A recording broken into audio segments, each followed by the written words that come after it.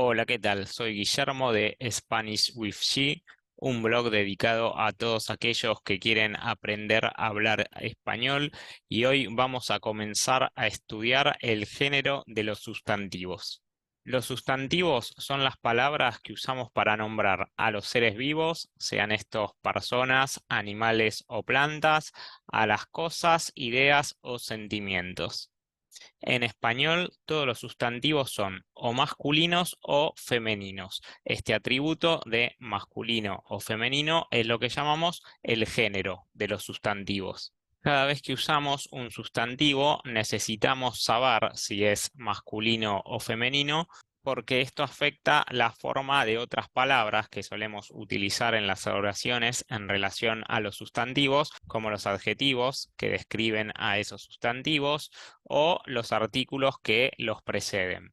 Una primera regla que podemos utilizar para identificar el género de los sustantivos tiene que ver con su terminación.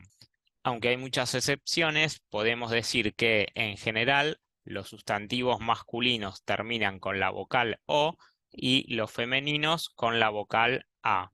Algunos ejemplos de sustantivos masculinos en español para mostrar esto son techo, auto, ojo, miedo, camino, foso, horno, inodoro, barco. Todos estos terminan con la vocal O y aquí tenemos debajo un ejemplo de una noticia: las maniobras de los bomberos en el techo del restaurante incendiado en José Ignacio. Aquí señalamos la palabra techo, un sustantivo que termina en O y es efectivamente masculino, que en este caso lo podemos relacionar con la lección que ya vimos de los artículos. En este caso, techo va precedido de un artículo definido porque se nos indica cuál es el techo del que se está hablando.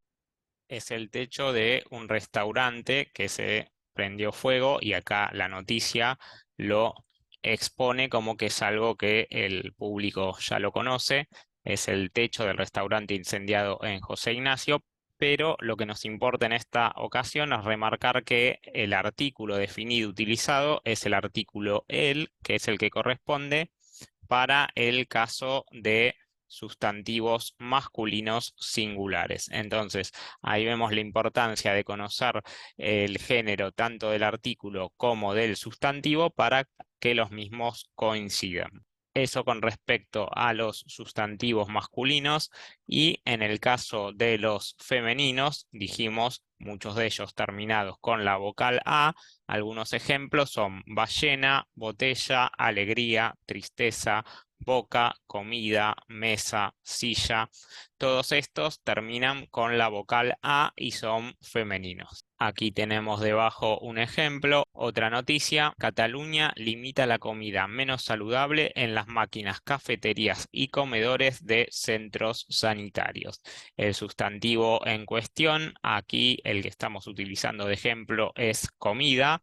Como decíamos, termina en la vocal A y muchos de los sustantivos terminados en A en español son femeninos, y en este caso lo vemos también por el artículo que lo precede. Es el artículo la que, como vimos en la lección dedicada a los artículos definidos, es el que corresponde cuando el sustantivo es femenino y singular. Hemos visto entonces una regla que nos ayuda a distinguir el género de muchos de los sustantivos en español. Cuando terminan en O, muchos de ellos son masculinos, y cuando terminan en A, muchos de ellos son femeninos. Sin embargo, hay muchas excepciones a esta regla.